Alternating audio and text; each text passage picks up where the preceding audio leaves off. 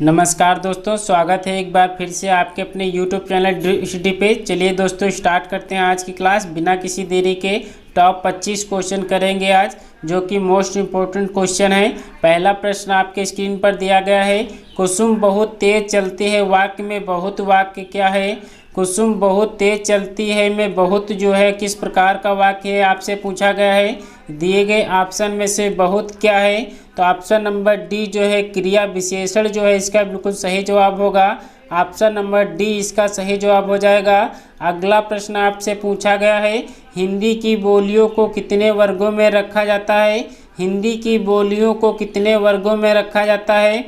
कितने वर्गों में रखा जाता है? तो ऑप्शन नंबर सी जो है 5 वर्गों में रखा जाता है। तो ऑप्शन नंबर सी जो है इसका बिल्कुल सही जवाब हो जाएगा। अगला प्रश्न आपसे पूछा गया है, खड़ी बोली का दूसरा नाम क्या है? खड़ी बोली का दूसरा नाम पूछा गया है। खड़ी बोली का दूसरा नाम क्या है? तो ऑप्शन नंबर बी जो है कौरवी जो है इसका बिल्कुल सही जवाब होगा। खड़ी बोली का दूसरा नाम कौरवी है। तो ऑप्शन नंबर बी जो है इसका बिल्कुल सही जवाब होगा। अगला प्रश्न आपसे पूछा गया है, इनमें से कौन सी पश्चिमी हिंदी की बोली नहीं है? कौन पश्चिमी हिंदी की बोली नहीं है? कौन सी बोली पश्चिमी हिंदी बोली नहीं है? कौन सा ऑप्शन सही होगा? तो ऑप्शन नंबर ए जो है बघेली जो है पश्चिमी हिंदी की बोली नहीं है। तो ऑप्शन नंबर ए जो है इसका बिल्कुल सही जवाब हो जाएगा। अगला प्रश्न आपसे पूछा गया है, मानक हिंदी का विकास किस बोली से हुआ है? मानक हिंदी का विकास किस बोली से हुआ है? दिए गए ऑप्शन में से मानक हिंदी का विकास किस बोली से हुआ है? तो ऑप्शन नंबर डी जो है खड़ी बोली जो है इसका बिल्कुल सही जवाब होगा। मानक हिंदी का विकास जो है खड़ी बोली से विकसित हुआ है। तो ऑप्शन नंबर डी इसका सही जवाब हो जाएगा। अगला प्रश्न आपसे पूछा गया है, इन शब्दों में कौन सा शब्द संज्ञा है? दिए गए ऑप्शन में से संज्ञा शब्द बताना है। संज्ञा शब्द कौन सा दिया गया है? तो ऑप्शन नंबर ए जो है क्रोध जो है इसका बिल्कुल सही जवाब होगा। क्रोध जो है संज्ञा शब्द है। तो ऑप्शन नंबर बी जो है इसका बिल्कुल सही जवाब होगा। अगला प्रश्न आपसे पूछा गया है, कवि का स्त्रीलिंग बताना है। कवि का सही स्त्रीलिंग बताना है। क्वेश्चन 7 का जवाब करना है। कवि का स्त्रीलिंग बताना है आपको। कौन सा इसका सही जवाब होगा? ऑप्शन नंबर डी जो है कवित्री जो है इस प्रकार स्त्रीलिंग होता है। तो स्त्रीलिंग शब्द जो है ऑप्शन नंबर डी में दिया गया है। तो ऑप्शन नंबर डी जो है इसका बिल्कुल सही जवाब हो जाएगा। तो ऑप्शन नंबर डी इसका सही जवाब होगा। अगला प्रश्न आपसे पूछा गया है, गिरोह इनमें से किस प्रकार की संज्ञा है? गिरोह इनमें से किस प्रकार की संज्ञा है? गिरोह आपको बताना है किस प्रकार की संज्ञा है। तो ऑप्शन नंबर सी जो है समूहवाचक जो है इसका बिल्कुल सही जवाब होगा। गिरोह जो है समूहवाचक संज्ञा है। तो ऑप्शन नंबर सी इसका सही जवाब होगा।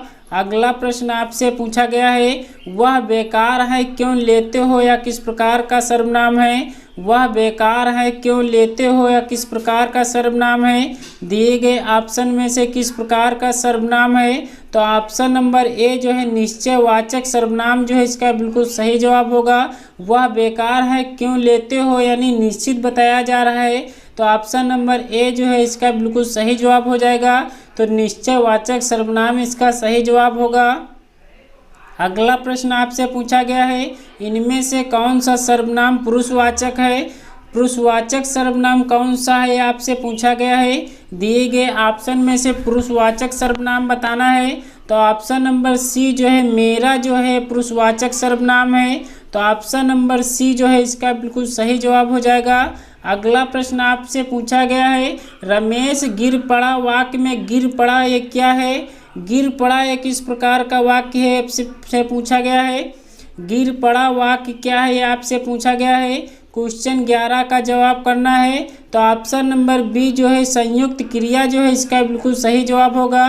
गिर पड़ा जो है संयुक्त क्रिया है। तो ऑप्शन नंबर बी इसका सही जवाब हो जाएगा। अगला प्रश्न आपसे पूछा गया है, कौन सा शब्द सक्रामक क्रिया है? सक्रामक क्रिया का चयन करना है। दिए गए ऑप्शन में से सक्रामक शब्द का चयन करना है। कौन सा इसका सही जवाब होगा? तो ऑप्शन नंबर ए जो है लिखना जो है सक्रामक क्रिया है। तो ऑप्शन नंबर ए इसका सही जवाब हो जाएगा। अगला प्रश्न आपसे पूछा गया है, वह खाना खाकर सो गया, इस वाक्य में कौन सी क्रिया है? इस वाक्य में कौन सी क्रिया का प्रयोग किया गया है? वह खाना खाकर सो गया, इस वाक्य में कौन सी क्रिया है? तो ऑप्शन नंबर बी जो है पूर्वकालिक क्रिया जो है इसका बिल्कुल सही जवाब होगा। तो ऑप्शन नंबर बी इसका सही जवाब हो जाएगा। अगला प्रश्न आपसे पूछा गया है, बुद्ध से विशेषण शब्द बनाना है। बुद्ध से विशेषण शब्द क्या बनेगा? सभी लोग जल्दी से आंसर करेंगे। तो ऑप्शन नंबर ए जो है बुद्धिमान जो है इसका सही विशेषण बनेगा।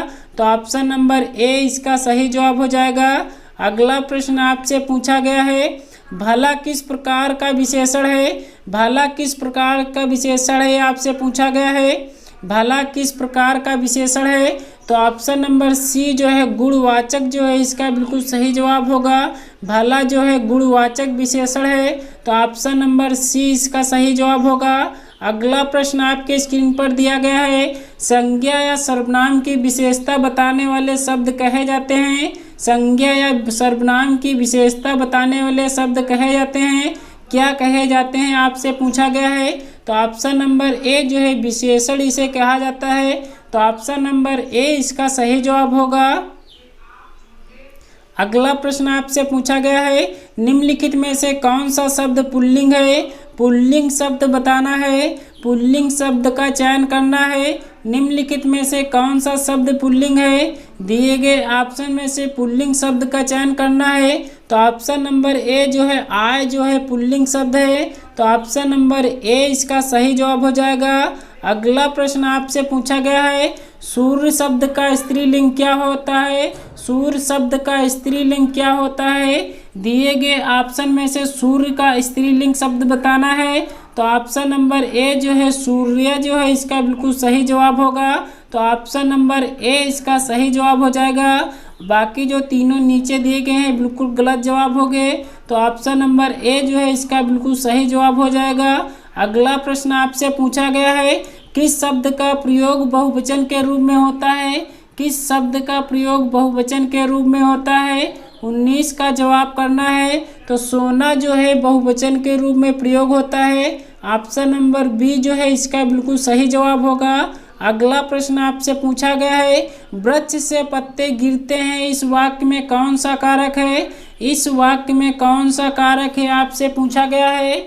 वृक्ष से पत्ते गिरते हैं, इस वाक्य में कौन सा कारक है? 20 का जवाब करना है। वृक्ष से पत्ते गिरते हैं, इस वाक्य में कौन सा कारक है?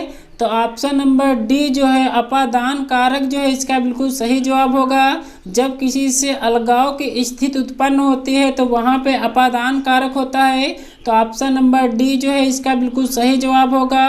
अगला प्रश्न आपसे पूछा गया है, तिरस्कार शब्द का सही संधि विच्छेद क्या होगा? तिरस्कार शब्द का सही संधि विच्छेद क्या होगा? दिए गए ऑप्शन में से तिरस्कार शब्द का सही संधि विच्छेद चुनना है। तो ऑप्शन नंबर सी जो है तिरह धनकार जो है इसका बिल्कुल सही जवाब होगा। तो ऑप्शन नंबर सी इसका सही जवाब हो जाएगा। अगला प्रश्न आपसे पूछा गया है, दिगंबर का सही संधि विच्छेद क्या होगा? दिगंबर का सही संधि विच्छेद बताना है। दिगंबर का सही संधि विच्छेद बताना है। क्वेश्चन 22 का जवाब करना है। दिगंबर का सही संधि विच्छेद कौन सा सही होगा?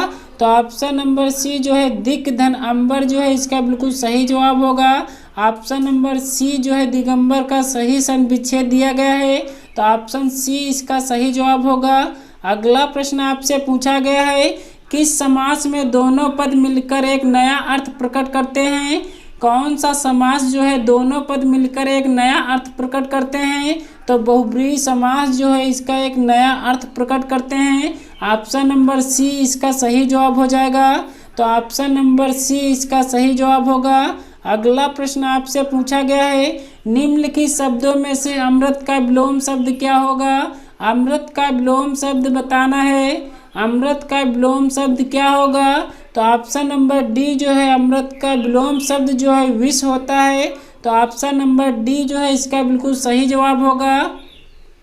अगला प्रश्न आपसे पूछा गया है और क्लास का ये लास्ट क्वेश्चन है, आपके स्क्रीन पर दिया गया है, सभी लोग जल्दी से आंसर करेंगे। फूल का पर्यायवाची शब्द कौन सा नहीं है? दिए गए ऑप्शन में से फूल का पर्यायवाची शब्द कौन सा नहीं है? कौन सा फूल का पर्यायवाची शब्द नहीं है? तो ऑप्शन नंबर डी जो है इसका बिल्कुल सही जवाब होगा। दोस्तों आज की क्लास कैसी लगी कमेंट्स बॉक्स में ज़रूर बताना। अगर आपको वीडियो अच्छी लगी हो तो एक लाइक ज़रूर करना। चैनल पर अगर नए हैं तो चैनल को सब्सक्राइब कर बेल आइकन को प्रेस करना ना भूलें, ताकि आने वाली हर वीडियो आपके पास सबसे पहले पहुंचे। चलिए दोस्तों, इसी तरह के प्रश्नों के साथ कल मिलते हैं। तब तक के लिए जय हिंद, जय भारत।